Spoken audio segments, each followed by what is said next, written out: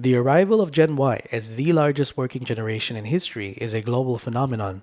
Malaysia is no exception to this, with the 20 to 30-year-old demographic accounting for 17% of our total population, and the Malaysian youth population is set to breach the 14 million mark by 2020. As we all enter the real working world, we begin to build our careers, buy our first car, and some of us will decide to start a family.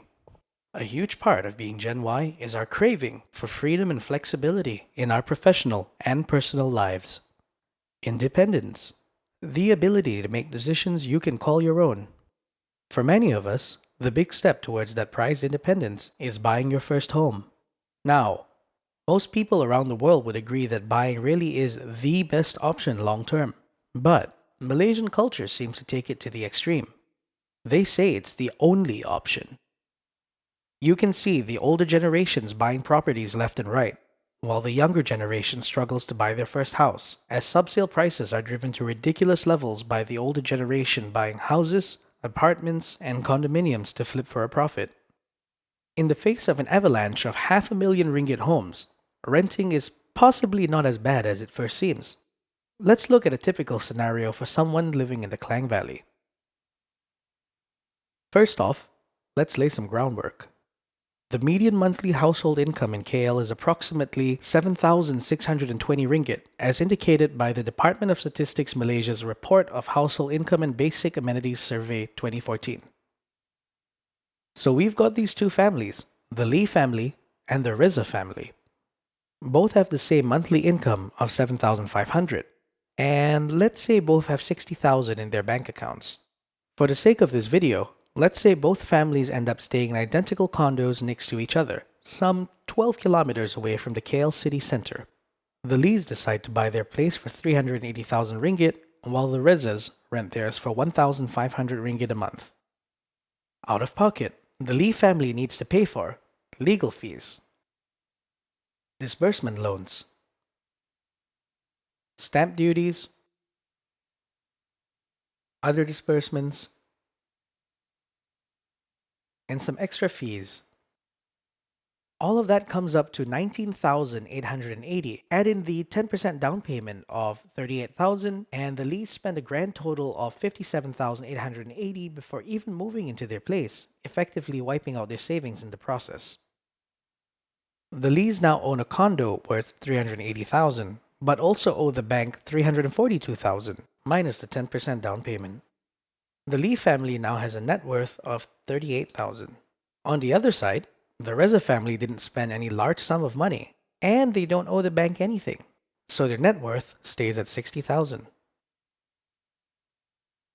Now, for their monthly commitment on housing, the Lee family has to pay for their loan installments of 1,700 a month, management fees of 250 a month, DBKL assessment tax and quit rent of about 150 a month combined, which adds up to about 2,100 a month. The Reza family, on the other hand, only has to pay their rent, which is about 1,500 a month. Now, we've got a difference of 600 in the monthly commitments of both families. Let's assume the Rezas throw that 600 a month difference in an investment portfolio with an annual growth rate of 6%. Fast forward some 30 years and assume both families are retiring and migrating to another country. Adjust the numbers a little to account for housing growth, 2% per annum, portfolio growth, 6% per annum, and inflation, 3% per annum. Add that all up, and the lease condo is now worth 688,000.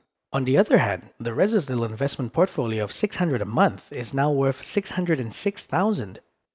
The Lees sell their condo at market price and lose 3% on commission, 2% on legal fees, and 5% on retention fees. That comes up to 10%, leaving them with 612,000 in cold hard cash. The Rezas end up paying a 27% tax when they cash out their portfolio, leaving them with 442,000. So, at the end of the day, assuming other variables don't fluctuate or exist, renting can be very similar to buying.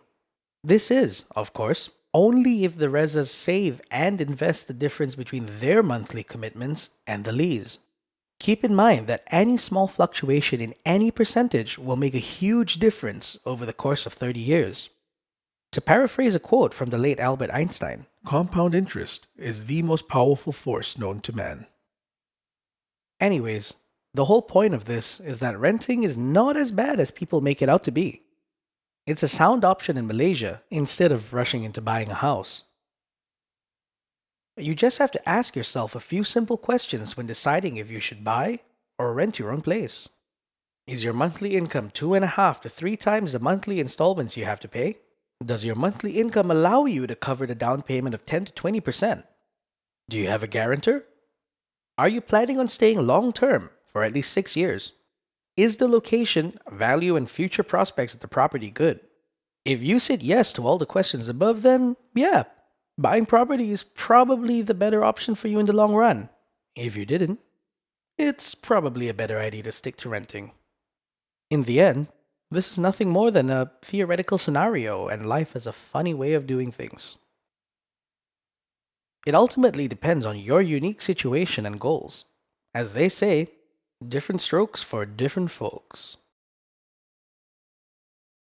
We hope you found this little video helpful. Stay tuned for more videos like this, and don't forget to subscribe, like, and share this video if you liked it.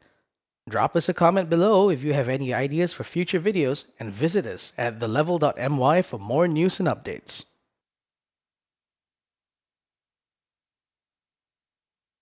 We hope you found this little video helpful.